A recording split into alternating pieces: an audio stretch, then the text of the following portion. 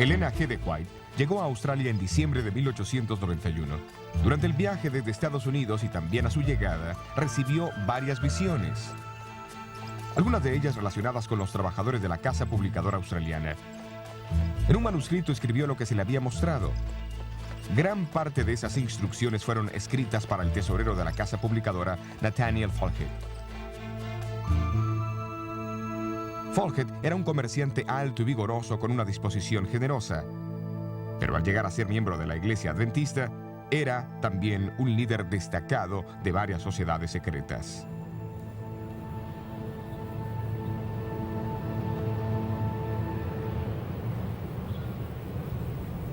Y mientras el tiempo pasaba, se envolvía más y más en sus actividades masónicas, y menos en su trabajo para la Iglesia.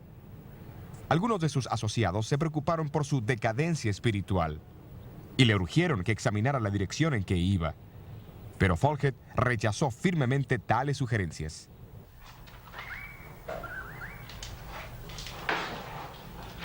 Fue en ese tiempo que Elena White escribió lo que le había sido revelado.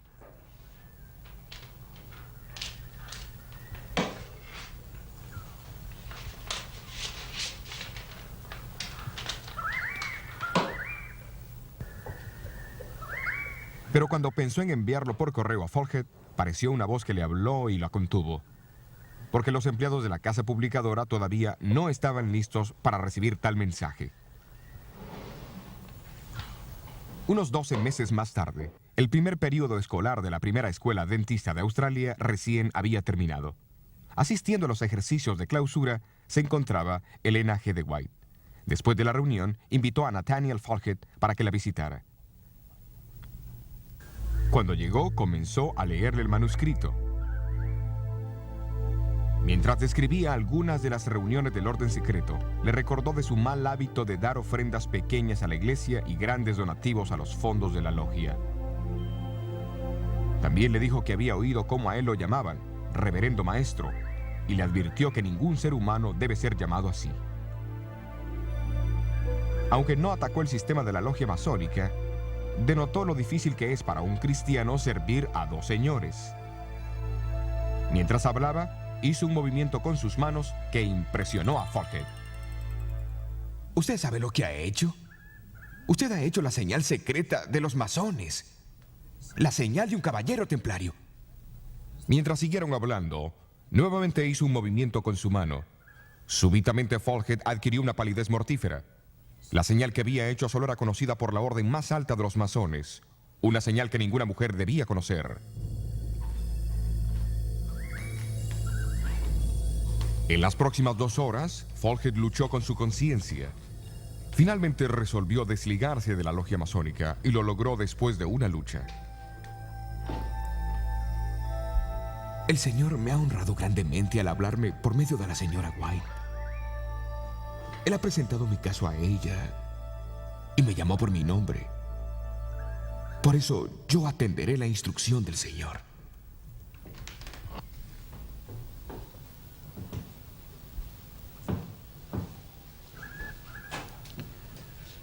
La experiencia de Elena White con Nathaniel Folgate ilustra algunos aspectos importantes de cómo el don de profecía operó en tiempos bíblicos y cómo continúa operando hoy. Primero, los profetas reciben información por los medios sobrenaturales de visiones o sueños proféticos que les permiten ver personas y experimentar eventos fuera de su límite de conocimiento.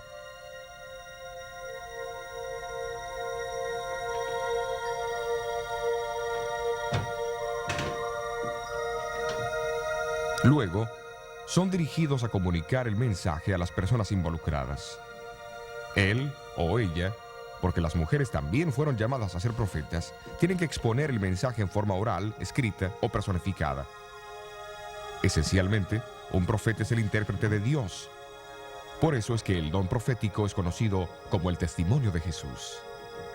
Esto no significa que Dios dicta el mensaje al profeta. Antes bien, el Espíritu de Cristo satura la mente del profeta con pensamientos. Entonces el profeta elige las palabras para expresar esos pensamientos recibidos en la visión o el sueño. Esto también significa que la cultura, el nivel educacional y la formación del escritor juegan un papel importante en la forma como estos mensajes son comunicados.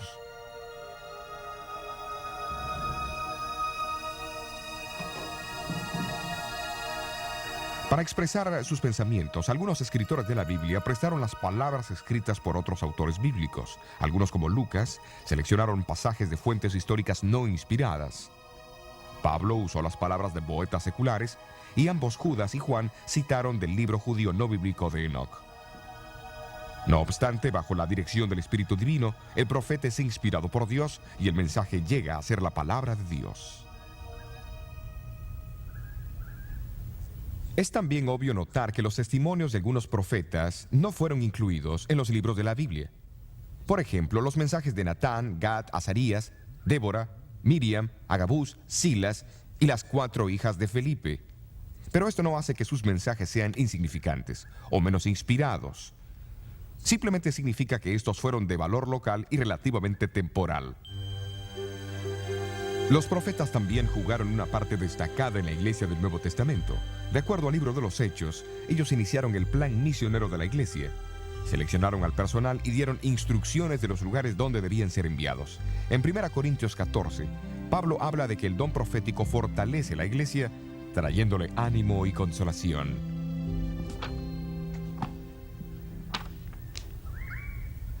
Pablo también escribe en Efesios 4 que los profetas son uno de los principales medios que Cristo ha puesto para traer unidad a la iglesia.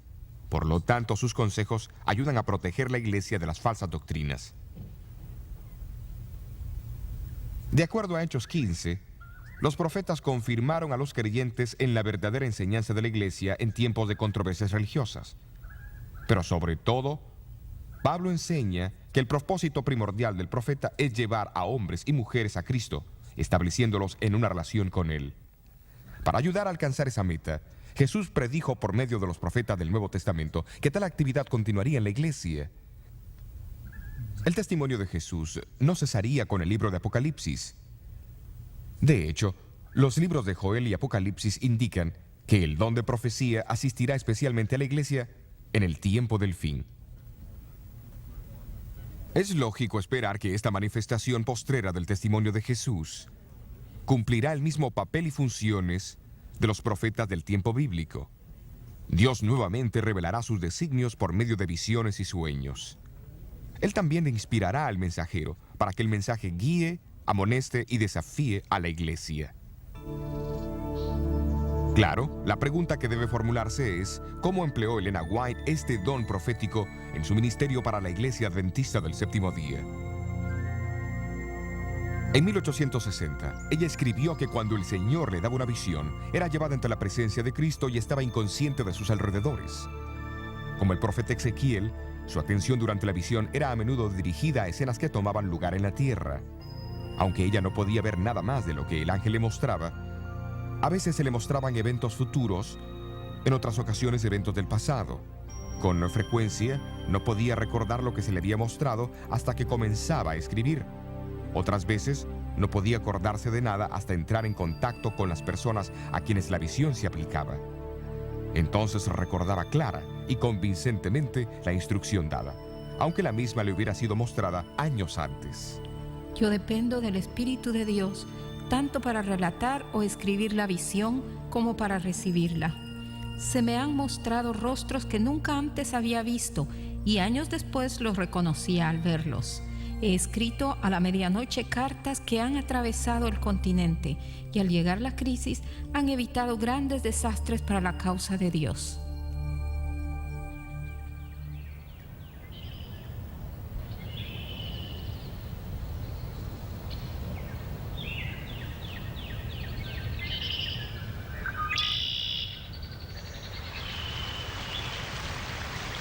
Tal vez no hubo una crisis más grande en la iglesia adventista durante los primeros 70 años de su historia que la amenaza del panteísmo.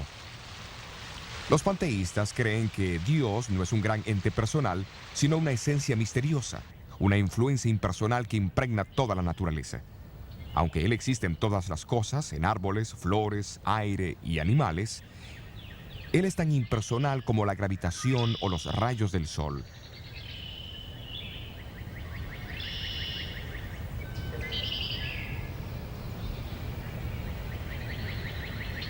Esta idea había sido adoptada y enseñada como una nueva y avanzada verdad por algunos de los líderes de la iglesia de Battle Creek. En realidad, amenazó los mismos fundamentos de la opinión bíblica de Dios. El doctor Juan Harvey Kellogg, el brillante doctor y superintendente de la institución médica de la iglesia en Battle Creek, fue uno entre muchos líderes de la iglesia que fue atraído por esta filosofía a comienzos de los 1880. Pero no fue hasta 1897 que introdujo esta enseñanza en forma pública. En las reuniones de la Conferencia General en 1899, celebradas aquí en la iglesia del sur de Lancaster, en Massachusetts, las ideas panteístas fueron nuevamente promovidas por varios líderes de la iglesia. Elena White estaba en Australia en ese entonces, pero fue impresionada a informar a la conferencia unos cuantos testimonios. Uno llevaba el título La verdadera relación de Dios y la naturaleza. La naturaleza no es Dios y nunca lo fue. La voz de la naturaleza testifica de Dios, declarando su gloria, pero la naturaleza en sí no es Dios. Como creación de Dios, solo profesa el testimonio de su poder. Bueno, hermanos, ¿qué piensan ustedes? La ocasión cuando ocurrieron estas comunicaciones fue muy significativa. Habían sido escritas aquí en Australia casi 4 semanas antes del comienzo de la conferencia, pero llegaron justo cuando se las necesitaba. Sin embargo, eso no fue el fin del asunto. La enseñanza panteísta prontamente se extendió en el colegio de Battle Creek y en el sanatorio que estaba bajo el control del Dr. Kellogg.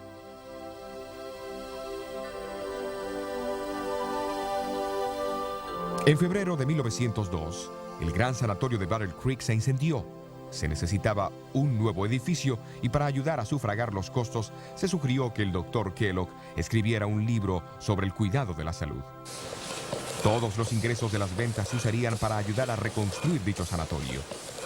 Kellogg fue advertido que no incluyese ninguna idea panteísta en él. Pero cuando este libro, El Templo Viviente, finalmente salió de la imprenta, fue claro para algunos que él no había dado importancia a la instrucción.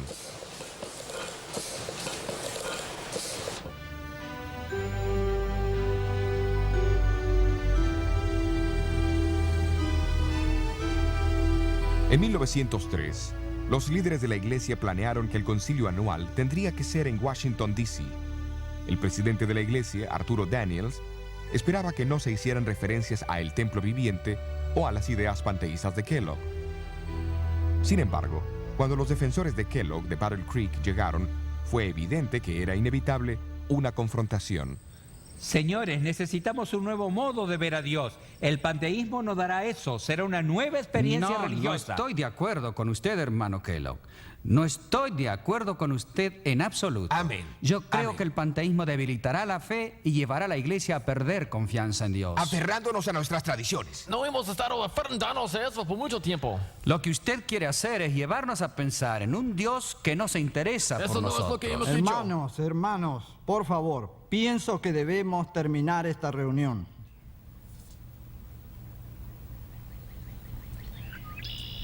El pastor Daniels no se atrevió a pedir un voto por la tensión existente. La iglesia estaba enfrentando una crisis. ¿Pero qué hacer?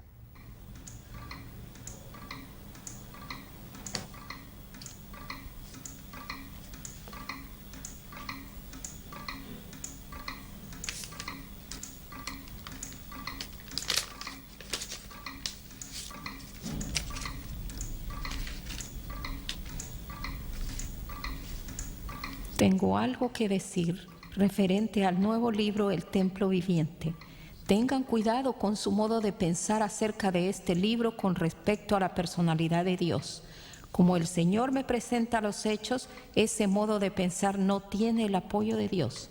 Se me ha mostrado que el autor está en un camino falso y ha perdido de vista las verdades distintivas para este tiempo.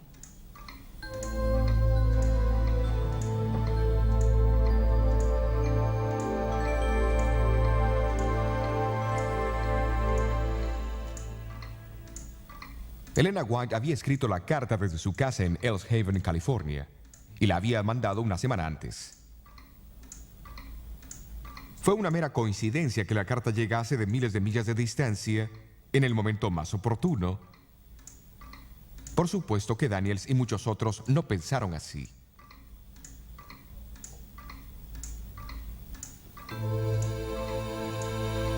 Nunca antes los mensajes de Dios fueron tan necesarios como en este momento, y nunca hubo mensajes más certeros mandados por Él a su pueblo que los que usted nos ha enviado. Usted no se puede imaginar la gran bendición que ha sido para nosotros su comunicación sobre el templo viviente. Llegó en el momento exacto. El conflicto era severo, pero su mensaje llegó y resolvió la controversia.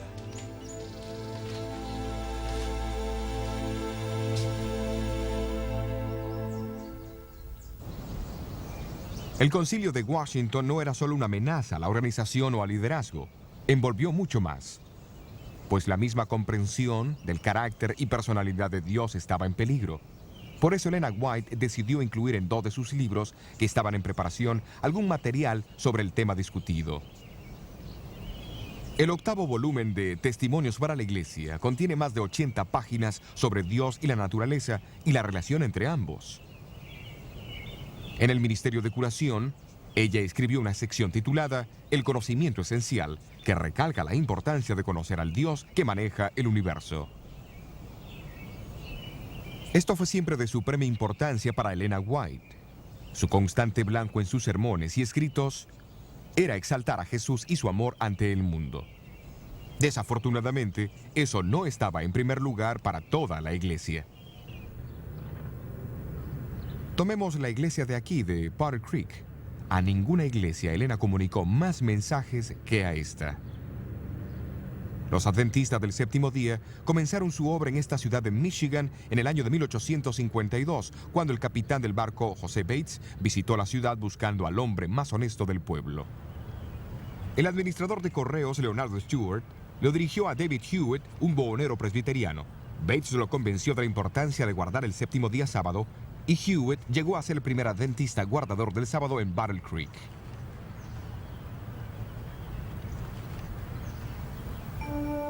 En 1855, la obra publicadora de la iglesia se mudó de Rochester, Nueva York, a Battle Creek, y luego se erigió esta pequeña estructura de madera de 2 pisos para alojar a la imprenta. Durante las décadas que siguieron, equipos a vapor reemplazaron la pequeña imprenta manual y la obra de publicación floreció. Una sucesión de pequeñas iglesias de madera se construyeron en Battle Creek, cada una más grande que la anterior, para servir a la creciente feligresía. En este segundo edificio, la joven iglesia decidió nombrarse Adventista del Séptimo Día en 1860 y se estableció su sistema de organización en 1863. En 1866, en respuesta a una visión dada a Elena White, la iglesia abrió su primer instituto de salud. El Instituto Occidental de la Reforma Pro Salud, como fue llamado, fue fundado en una antigua casa remodelada en Battle Creek. Su blanco no era solo tratar a la gente con remedios sensatos, sino también enseñar a la gente a cómo cuidarse para prevenir enfermedades. Pocos se imaginaron sus fundadores que en unas décadas recibiría reconocimiento mundial bajo su dinámico director médico, el Dr. Juan Kellogg. En 1872, la primera escuela adventista se abrió en la ciudad. Comenzó en el pequeño edificio de 2 pisos que en un principio había alojado la obra publicadora. 7 años más tarde, el famoso tabernáculo Dime, el 4º edificio de la iglesia adventista de la ciudad, fue dedicado. Una imponente estructura de ladrillos que podía acomodar a 3.200 personas y proveía un lugar ideal para las reuniones de la Asociación General. En menos de 30 años, Battle Creek llegó a ser la meca para los miembros de la iglesia, porque la misma proveía educación, trabajo y oportunidades para el cuidado de la salud como en ninguna otra parte. Pero Elena White reconoció las señales de peligro de tan intensa centralización. Para sorpresa, durante las décadas que siguieron, sus advertencias fueron notablemente desatendidas.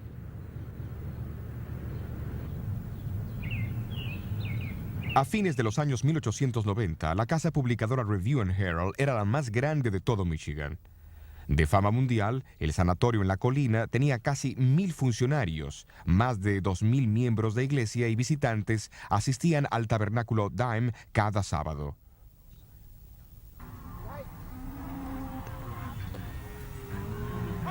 Pero desde Australia, donde Elena White estaba viviendo durante los 1890, ella amonestó que no se hiciesen más planes de expansión. Vio la necesidad de construir pequeñas instituciones en áreas diversas.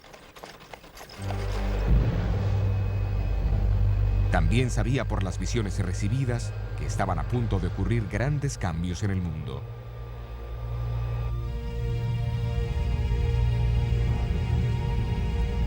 En 1890, ella había escrito sobre futuros conflictos por todas partes, con el hundimiento de miles de barcos y la destrucción de fuerzas navales.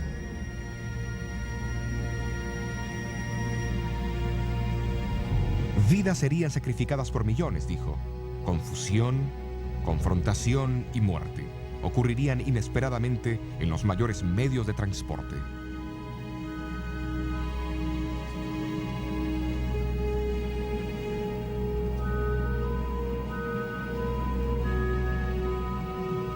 Recordemos que en 1890 una guerra mundial era inconcebible y los aviones y los carros a gasolina ni habían sido inventados.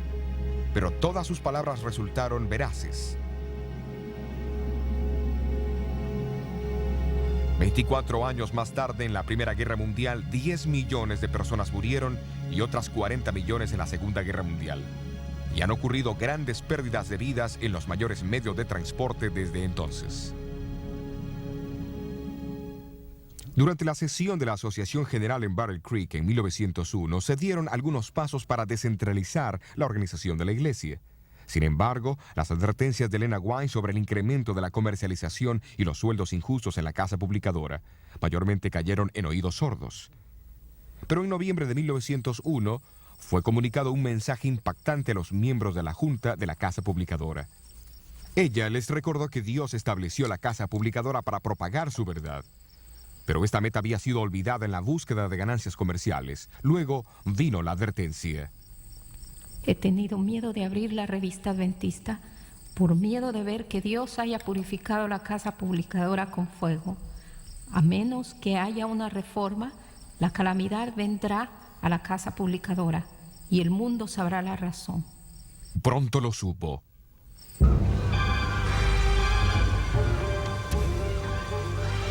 En la noche de diciembre 30 de 1902, el edificio principal de la casa publicadora fue reducido a cenizas.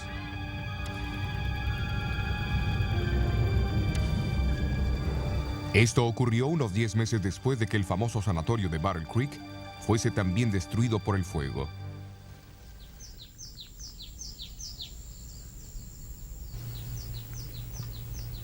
Cuando la noticia del fuego llegó a Elena White en California, escribió a los líderes de Battle Creek, expresando su profunda tristeza por la gran pérdida que la iglesia había sufrido. No estoy sorprendida por esta triste noticia, porque en las visiones de la noche he visto un ángel parado con una espada de fuego sobre Battle Creek.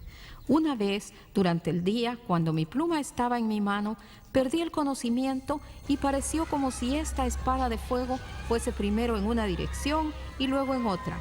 Un desastre parecía seguir a otro, porque Dios fue deshonrado por hombres que decidieron exaltarse a sí mismos.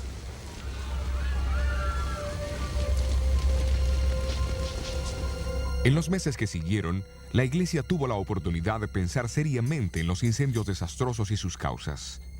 Rápidamente los líderes editoriales tomaron la decisión de nunca más publicar trabajos comerciales, como también la de mudar las oficinas centrales de la iglesia de Battle Creek a Washington, D.C.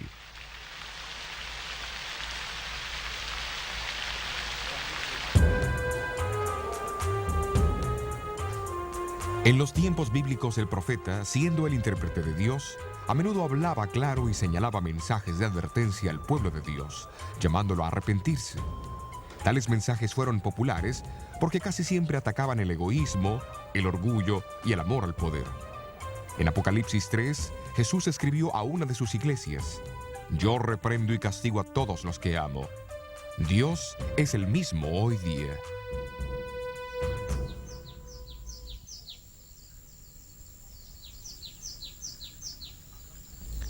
A través de su mensajera moderna, Elena White, Dios también advirtió y apeló al arrepentimiento, no solo de los líderes, sino también de los individuos. Esteban Smith y su familia aceptaron el mensaje adventista en 1850 y adoraron a Dios, juntamente con los guardadores del sábado aquí, en Washington, Nueva Hampshire.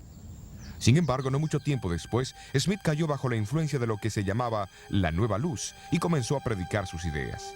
Se volvió mordaz y crítico del liderazgo de la iglesia, especialmente de Jaime y Elena White. A fines de 1851, el nombre de Smith fue desfraternizado con profundo dolor por sus ideas discordantes y mordaces. Los 30 años siguientes pasó uniéndose a uno u otro grupo separatista, y aunque se le amonestó sobre la ausencia de fundamento bíblico en sus enseñanzas, nunca prestó la debida atención a los consejos. Pero Dios todavía amaba a Esteban Smith y en una visión reveló su vida y su futuro a Elena White.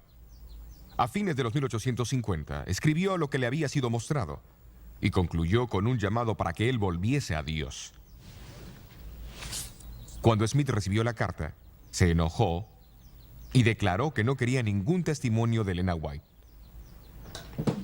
Cerró la carta y se olvidó de ella. Mientras tanto, Smith siguió en su crítica senda. Un amigo dijo que él tenía la lengua más malvada y fulminante que cualquier hombre que él conocía, y de esta manera malgastó los mejores años de su vida.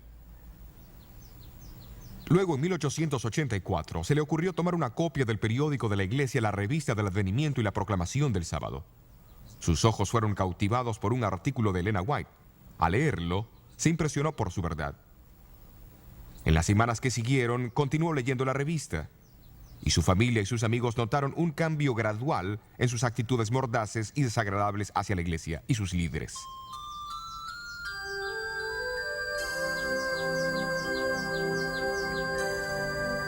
Un año después, Eugenio Farnsworth fue nuevamente invitado a hablar aquí en su iglesia. Su viejo amigo Esteban Smith, ahora con 78 años de edad, resolvió asistir a la reunión del sábado por la mañana, cuando Farnsworth predicó desde este púlpito sobre el surgimiento del movimiento adventista en la profecía bíblica. Las palabras positivas y confiadas de Farnsworth afectaron a Smith profundamente. Durante la siguiente semana, Smith recordó la carta que había recibido de Elena White tantos años atrás. Al abrirla, leyó sobre lo que su vida sería si continuaba el curso que había tomado. Sin embargo, lo que había sido una predicción, cuando la carta fue escrita, era ahora historia. Un registro de cómo él había vivido, porque no había cambiado sus hábitos.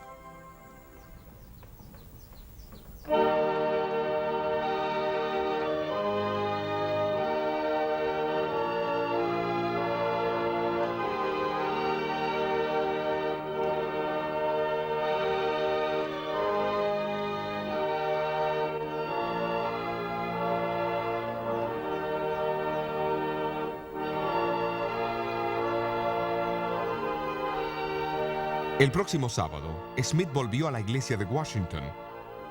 Farnsworth, que todavía no sabía nada sobre esta experiencia, había preparado un sermón sobre el don de profecía en la iglesia adventista.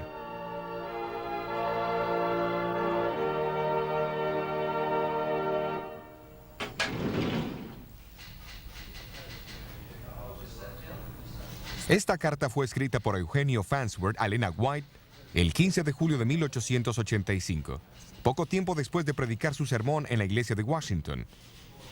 Menciona cómo después del sermón, Smith se paró y relató a la congregación la historia del testimonio que él había recibido más de 25 años antes y cómo él no lo había leído hasta el último jueves. Su verdad lo había convencido. Farnsworth registró las palabras de Smith en esa ocasión de esta manera: si yo hubiera hecho caso al testimonio que Dios me envió, todo el curso de mi vida hubiese cambiado y yo hubiese sido un hombre muy distinto. Cualquier hombre honesto debe decir que los testimonios siempre conducen a un hombre, hacia Dios y hacia la Biblia.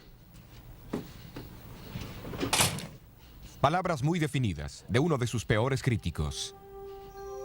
En vista del obvio impacto sobre los individuos y la Iglesia a través de los años, muchos se han preguntado cómo los escritos inspirados de Elena White se relacionan con la Biblia en este mundo contemporáneo. Por ser más recientes, se reemplazan a las Escrituras. ¿Le son de alguna manera una añadidura? Tal vez Elena White misma tiene la última palabra sobre el asunto. Si hubieseis hecho de la palabra de Dios vuestro estudio, no necesitaríais estos escritos. Es porque habéis dejado de instruiros con el libro inspirado de Dios que Él ha buscado alcanzaros con testimonios simples, directos. No intentan dar nueva luz, sino impresionar vívidamente el corazón con las verdades de inspiración ya reveladas. Porque se ha dado poca atención a la Biblia, el Señor ha dado una luz menor para guiar a hombres y mujeres hacia la luz mayor.